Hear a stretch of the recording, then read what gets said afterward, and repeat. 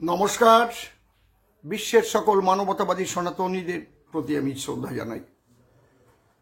আপনারা জানেন আমার উপর মুসলমান সমাজের কিছু জেহাদি উগ্রবাদী সন্ত্রাসী তারা ভীষণভাবে খেপেছে, কারণ আমি কোরআনের কিছু কথা তুলে ধরেছিলাম। তার জন্য তারা বলছে যে ওটা ওই যুদ্ধের সময় যারা চুক্তি ভঙ্গ করবে তাদেরই বন্দি করার কথা বলা হয়েছে, তাদেরই হত্যা করার কথা বলা হয়েছে। খুব ভালো কথা, কিন্তু এখন তো আর সেই যুদ্ধ চলছে না, এখনও সেই জিহাদি শিক্ষা দেওয়া হচ্ছে। আমার কথাগুলো হচ্ছে তাই, এখনও প্যান্ট খুলে খুলে চেক করে হিন্দুদের মারা হচ্ছে, এখনও ঘর থেকে টেনে বের করে হিন্দুদের মারা হচ্ছে। কারণ ওই জিহাদ শব্দটাই এমনভাবে ব্যবহৃত হচ্ছে, এমনভাবে শিক্ষা দেওয়া হচ্ছে, যেমন সনাতন ধর্মের ভগবান শ্রীকৃষ্ণ বলেছিলেন গুণ এবং কর্ম অনুসারে চারটি বর্ণ হবে। চাতুর্বর্ণ ময়া সৃষ্টং গুণকর্ম বিভাগস, ব্রাহ্মণ ক্ষত্রিয় বৈশ্য শূদ্র জন্মসূত্রে হবে না, এটা গুণ এবং কর্ম অনুপাতে হবে। সেটা এখন গুণ কর্ম বাদ দিয়ে দেখা যাচ্ছে যে যে যেখানে জন্ম নিচ্ছে সেই অনুপাতেই তাদের ব্রাহ্মণ ক্ষত্রিয় বৈশ্য শূদ্র পরিচয় দিতে হচ্ছে। ঠিক ইসলাম ধর্মেও সেই ব্যাপারটা চলছে। তখন যে ঘটনাটা ঘটেছিল দেশকাল পাত্র অনুপাতে, সেই দেশকাল পাত্র অনুপাতে যে কথাটা ছিল সেটা এখন বর্তমানে নিয়ে আসা হয়েছে। জেহাদি তৈরি করে সারা পৃথিবীকে ইসলামীকরণ করবার জন্য প্রচেষ্টা চালাচ্ছে। বাংলায় তো প্রায় করা হয়েই গেছে।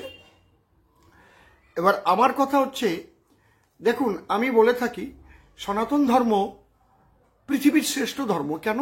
আদি ধর্ম। এটা আমি বলি না, মুসলমান ভাইরাও স্বীকার করেন যে আদি ধর্ম সনাতন ধর্ম।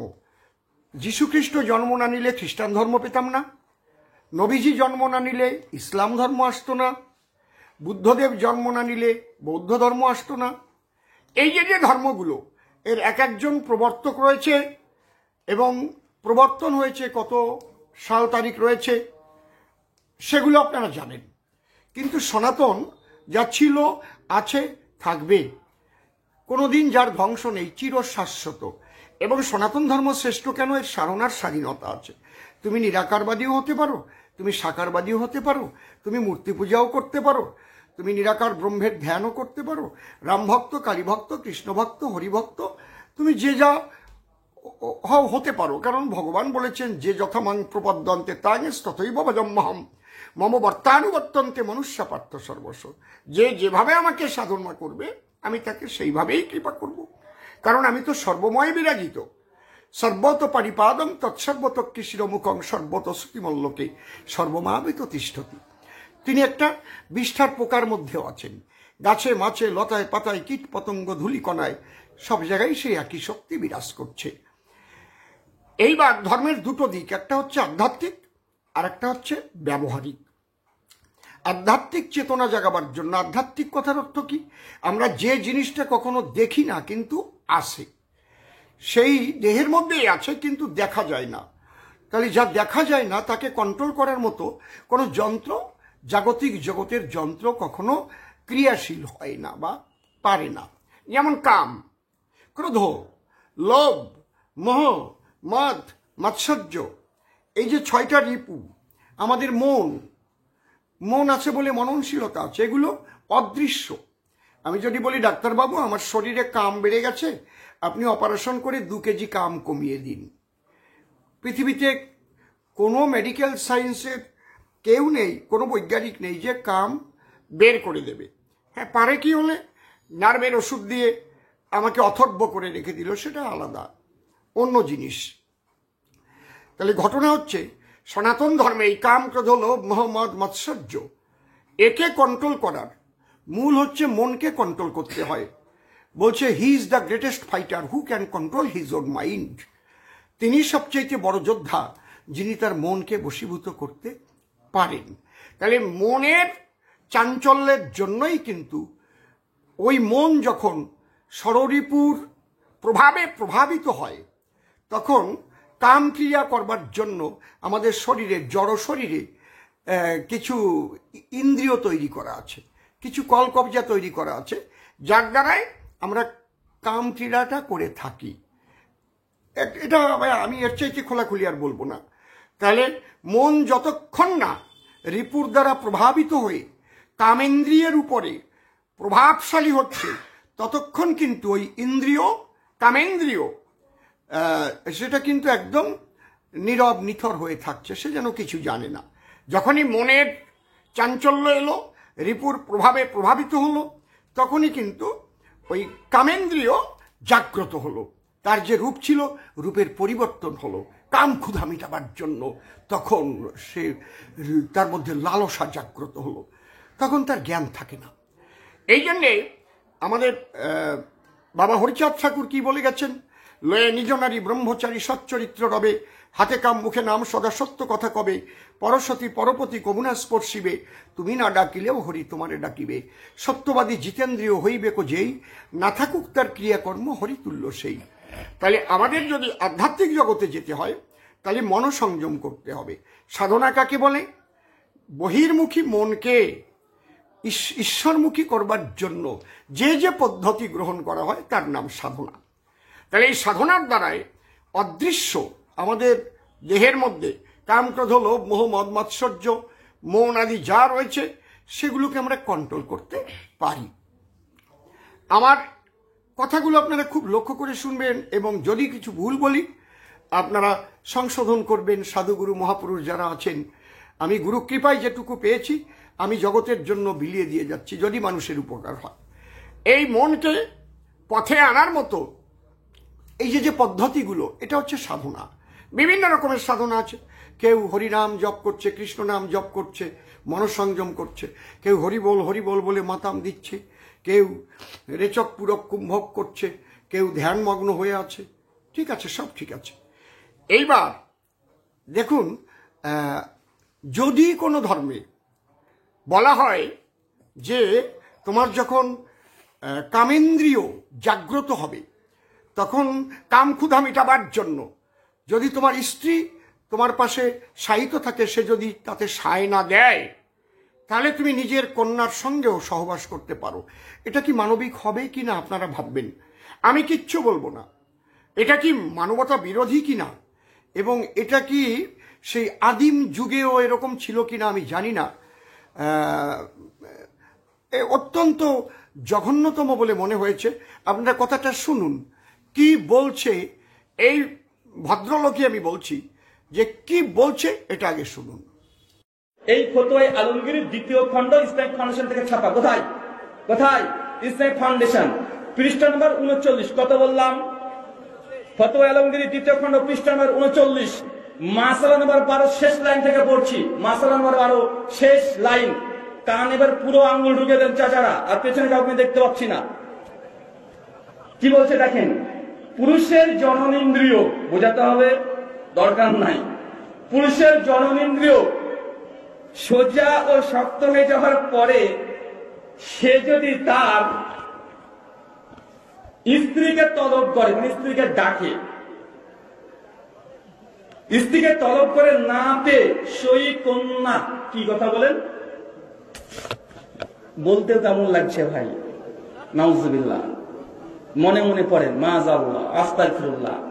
বলছে কোন বাপ, কি বললাম বলেন তো, কোন বাপ তার যখন জননেন্দ্রিয় শক্ত হয়ে গেছে, তাদের ভাষা, এই সময় তার নিজ স্ত্রীকে ডেকেছে, স্ত্রী আসেনি।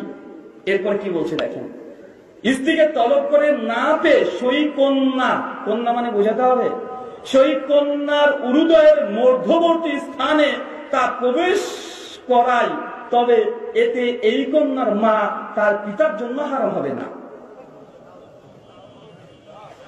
কিউট বয়, এই কথা শুনলেন তো? এটা কি মানবতা বিরোধী নয়? এটা কি বর্তমান সমাজের যে সংস্কৃতি, সেই সংস্কৃতি বিরোধী নয়? মানুষ কি এখন কি সেই জঙ্গলি হয়ে আছে?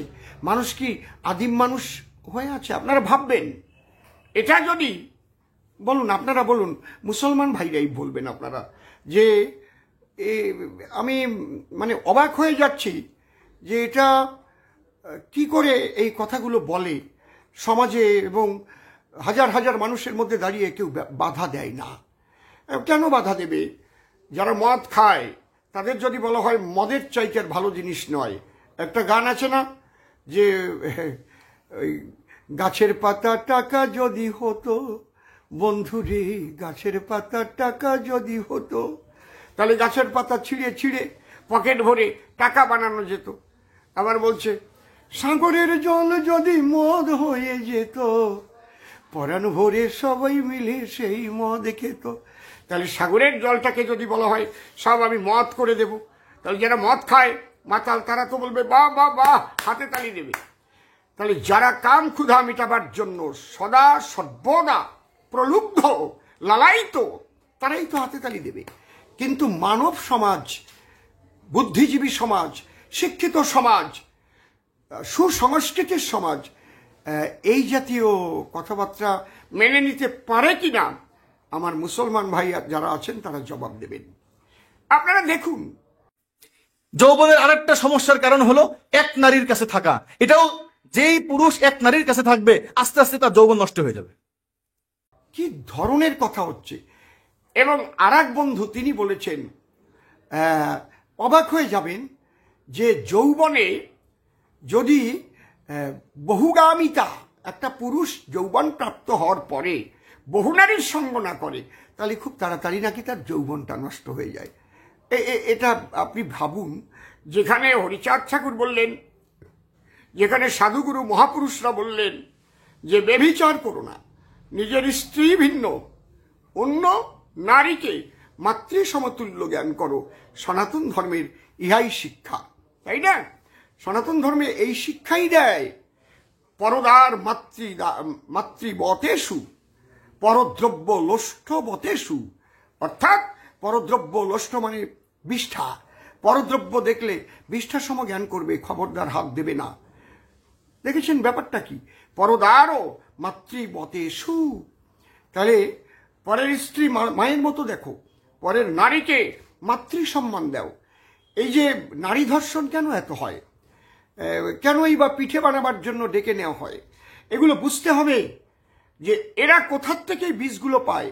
এই জাতীয় কথা যদি শোনা হয় যে এটা ইসলামই বলেছে, এটা যদি কোনো মৌলবী যদি এইটা জলসায় দাঁড়িয়ে জলসায় বসে এই জাতীয় ভাষণ দেয়, তাহলে শাসন করবেন কারে বলুন?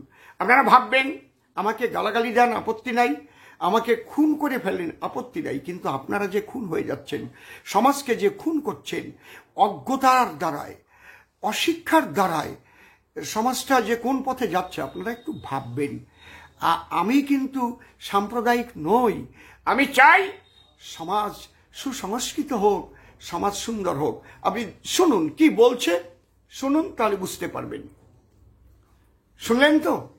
একদম পরিষ্কার পরিচ্ছন্ন উনি বলে দিয়েছেন যে যৌবনে যদি পুরুষ এক নারীতেই থাকে তাহলে বহু নারী যদি সঙ্গ না করে তার যৌবন অচিরাত ধ্বংসের মুখে যায়। এগুলো আপনাদের কাছে বিচার্য, আমি কিচ্ছু বলবো না, আপনারা ভাববেন। এই জন্যে বলেছিলাম যদি কোনো ধর্মগ্রন্থে মানবতা বিরোধী কোনো কথা লেখা থাকে, সে হিন্দু, মুসলমান, খ্রিস্টান, বৌদ্ধ, শিখ, জৈন, পার্সি, যার মধ্যেই লেখা থাকবে, সেগুলোকে রিফাইন করার দিন এসেছে, সমাজ পরিবর্তনের দিন এসেছে। ধর্মের জায়গায় আধ্যাত্মিকতার জায়গায় থাকবে। মানসিক উন্নতির জন্য আধ্যাত্মিক চেতনা মানুষের ভীষণভাবে প্রয়োজন, এবং ব্যবহারিক জীবনও থাকবে সুন্দর হতে সুন্দরতর। শেষ কথাটি বলতে হয়, ধর্ম যদি না ফুটলো তোর সংসারের প্রতি কর্মে, বাতিল করে রাখলি তারে, কি হবে সেই ধর্মে, কি হবে সেই ধর্মে? নমস্কার, ভালো থাকবেন।